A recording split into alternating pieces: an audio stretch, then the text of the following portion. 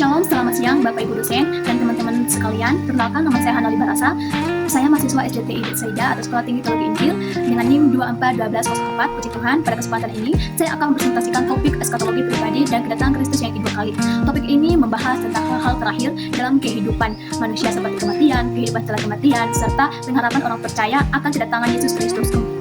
Walaupun topik ini berbicara tentang masa depan, tetapi maknanya sangat penting untuk kehidupan kita saat ini. Dan kita akan membahas itu tujuan eskatologi. Apa sih tujuan dari eskatologi ini? Ada beberapa tujuan dari eskatologi ini, yaitu yang pertama, memahami pengertian eskatologi, menjelaskan eskatologi pribadi, menjelaskan kematian menurut iman Kristen, memahami kedatangan Kristus yang kedua kali, menerapkan pengajaran eskatologi dalam kehidupan sehari-hari. Jadi, tujuan dari presentasi ini adalah supaya kita tidak hanya mengetahui teorinya saja, tetapi juga memahami maknanya secara rohani. Eskatologi bukan untuk menakut-nakuti kita agar kita memiliki rasa ketakutan, melainkan memberi pengharapan dan motivasi agar kita hidup benar di hadapan Tuhan. Dan selanjutnya kita akan masuk itu pengertian eskatologi. Pengertian eskatologi ini berasal dari kata Yunani atau ethos yang artinya akhir dan logos yang artinya pengajaran. Jadi, eskatologi ini adalah ajaran tentang hal-hal terakhir.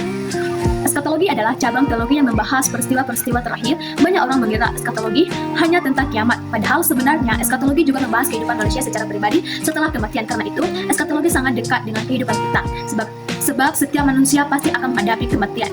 Pembagian eskatologi ada dua, yaitu eskatologi pribadi, eskatologi umum. Eskatologi dibagi menjadi dua bagian besar. Pertama yaitu eskatologi pribadi, di mana eskatologi pribadi ini membahas tentang apa yang terjadi pada manusia secara pribadi, seperti kematian, keadaan jiwa setelah kematian, dan penghakiman pribadi. Yang kedua yaitu eskatologi umum, yang membahas peristiwa-peristiwa besar di akhir zaman, seperti kedatangan Kristus yang kedua kali, kebangkitan orang mati, dan langit baru serta bumi baru. Dalam presentasi ini, saya akan lebih fokus pada eskatologi pribadi dan kedatangan Kristus yang kedua kali.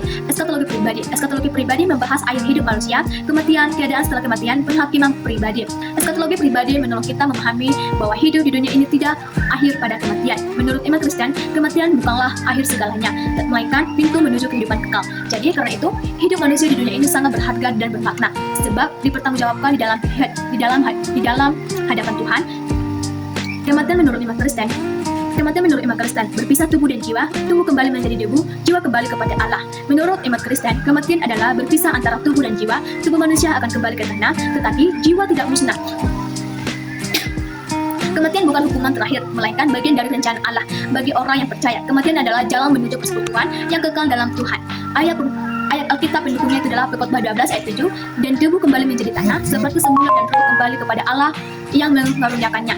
Sikap orang percaya terhadap kematian. Sikap orang percaya yaitu sikap kita sebagai orang percaya itu tidak takut berlebihan, hidup dalam pengharapan, siap kapan saja. Orang percaya tidak harusnya takut secara berlebihan terhadap kematian. Bukan berarti kita tidak sedih, tetapi kita memiliki pengharapan di dalam Kristus. Kesadaran akan kematian seharusnya menurut kita untuk hidup benar, mengasihi sesama, setiap kepada Tuhan. Ayat pendukungnya itu Filipi 1 ayat 21, karena bagiku hidup adalah Kristus dan mati adalah keuntungan.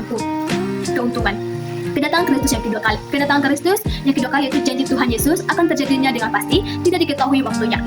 Alkitab mengajarkan bahwa Yesus Kristus akan datang dan kembali untuk kedua kalinya. Kedatangannya bukan sebagai bayi, tetapi sebagai Raja dan Hakim yang adil.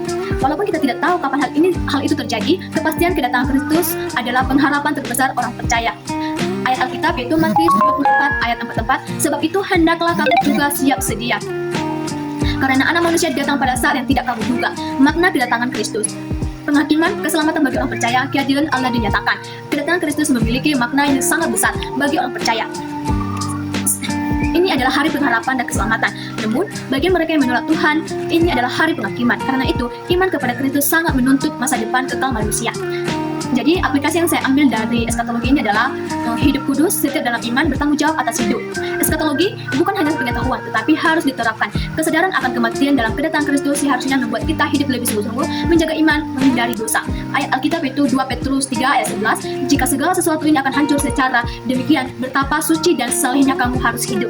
Kesimpulan yang saya ambil dari eskatologi memberi pengharapan, kematian bukan akhir, Kristus pasti akan datang kembali. Sebagai kesimpulan, eskatologi mengajarkan bahwa hidup manusia tidak berhenti di dunia ini.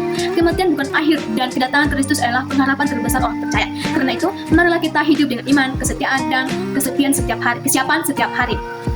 Terima kasih, Tuhan Yesus memberkati. Demikian presentasi yang dapat saya sampaikan. Kiranya materi ini dapat menolong kita untuk hidup lebih siap dan berkenan di hadapan Tuhan. Terima kasih atas perhatian Bapak Ibu dan teman-teman sekalian. Tuhan Yesus memberkati. Shalom.